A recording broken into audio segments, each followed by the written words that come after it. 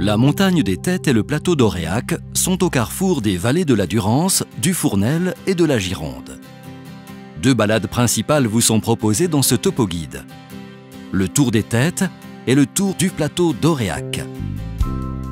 Le départ de ces deux promenades se situe au col de la Pousterle, appelé aussi plateau de la Pousterle. Ce passage entre les vallées de la Valouise et du Fournel est un magnifique plateau tapissé d'une forêt de mélèzes. Cette essence de bois est la fierté du territoire. C'est le seul résineux d'Europe à feuillage caduc. Il change de couleur selon les saisons avec la particularité d'avoir des aiguilles douces.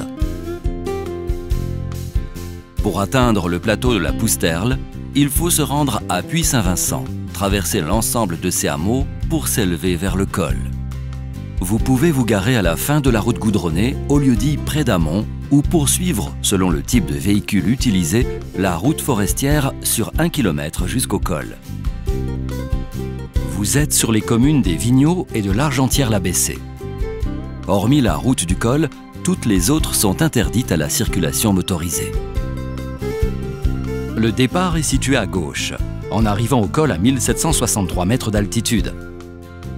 Le sentier est très bien matérialisé et s'élève très doucement jusqu'au point culminant à 2044 mètres. Le tour des Têtes, proposé dans ce topo-guide, est une boucle de 6 km. Très vite, vous allez croiser une clairière. C'est une zone humide, réceptacle de la fonte des neiges. Le sentier qui la traverse est praticable au sec. Il s'élève ensuite dans la forêt pour rejoindre la piste. Vous remontez celle-ci sur une centaine de mètres avant de reprendre le sentier à gauche. Vous allez rencontrer une succession de croisements entre le sentier et la piste forestière. Les panneaux signalétiques évoluent. Ils peuvent être repositionnés ou complétés, quelquefois abîmés. L'observation reste donc votre meilleur guide. C'est une promenade de mise en jambe d'une demi-journée avant d'aborder des balades plus importantes au pays des écrins. De surcroît, la forêt de Mélèzes est un couvert végétal frais, ce qui est très agréable en période estivale. Les 500 derniers mètres se font dans les pâturages. Vous passez devant le lac des Poutilles, très souvent à sec, et vous vous élevez jusqu'au point culminant de la montagne des Têtes, matérialisée par un cairn. La montagne des Têtes est composée de deux sommets. Les Têtes, proprement dit, et le château Lebrun, où est implanté un pylône de télécommunication. C'est un point de vue à 360 degrés.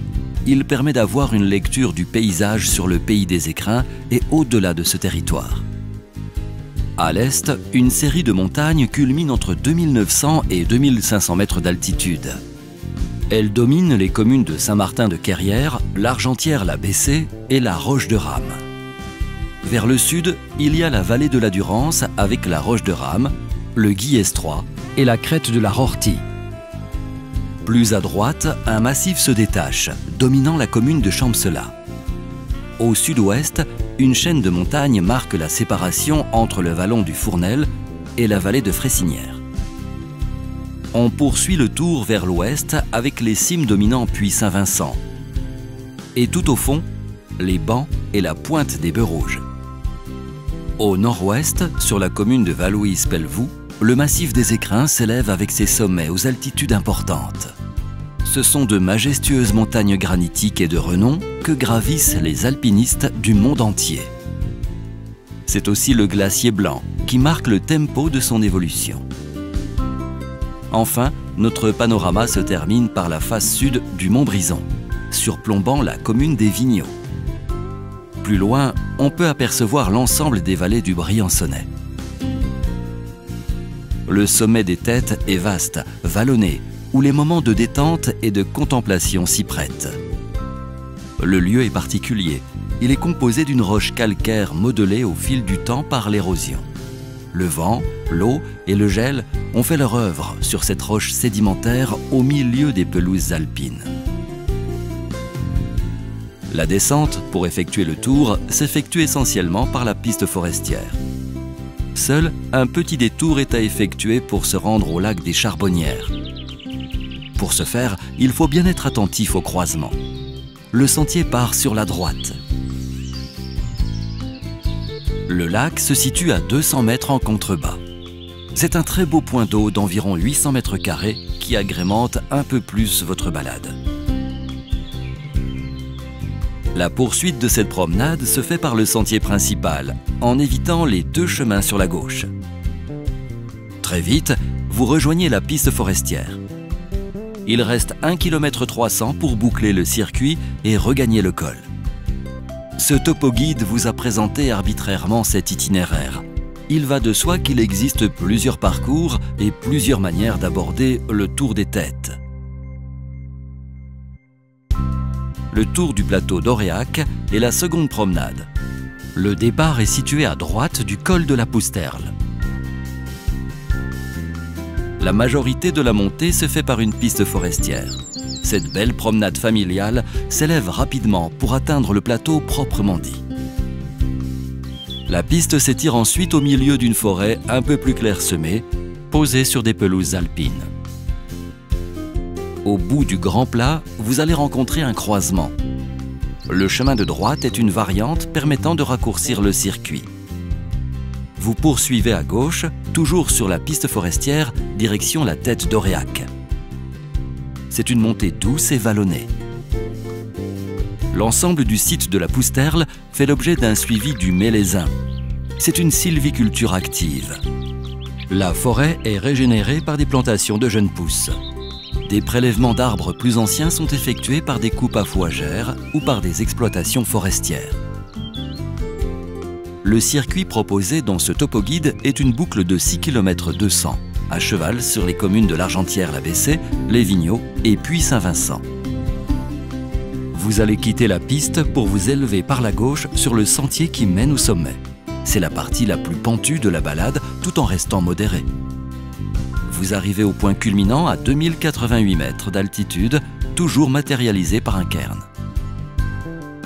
De ce panorama, vous allez retrouver la plupart des montagnes décrites précédemment à la balade des Têtes, tout en offrant des angles de vue différents. Pour certaines, l'angle de vue offre un meilleur dégagé. Pour d'autres, c'est l'occasion de décrire certains sommets, notamment sur l'enfilade des cimes prolongeant le Montbrison. La descente se fait par la station de ski de Puy-Saint-Vincent, direction le lac des Hermès. Le vrai sentier serpente, au milieu de quelques raccourcis à éviter, jusqu'à la retenue collinaire du col du Pré-Rouge. De cette réserve d'eau destinée à la production de neige de culture, vous suivez le sentier qui borde la forêt pour s'y introduire afin de rejoindre le lac en 5 minutes. Situé à 1930 mètres d'altitude, le lac des Hermès a une superficie d'environ 4000 mètres carrés. Il est aménagé pour permettre en toute sécurité la balade de ses abords, aussi bien l'été que l'hiver. La flore et la faune aquatique se complaisent dans cet environnement sain. La reprise de la balade se fait par la piste forestière adossée au plateau d'Aurillac, à droite du sentier d'où vous êtes arrivé. Au sortir de la forêt, vous allez apprécier une vaste zone champêtre où l'élevage contribue à façonner les paysages. Vous traversez le premier alpage vers la droite en direction du plateau de Tournoux. Dans cet espace aussi calme que beau, le sentier s'étire dans les prairies et vous porte jusqu'à un ensemble de chalets d'alpage posés dans un cadre bucolique. La fin de cette promenade se fait au pied de la falaise de la crête de la Coste de Laz, lieu de prédilection pour les passionnés d'escalade et les adeptes de Via Ferrata. Il ne vous reste plus qu'à vous laisser porter jusqu'au col de la Pousterle. Ce topo-guide vidéo vous aide à aborder ces deux promenades en toute quiétude, survolant les points essentiels à connaître. Mais rien ne vaut la découverte par soi-même des balades au pays des écrins.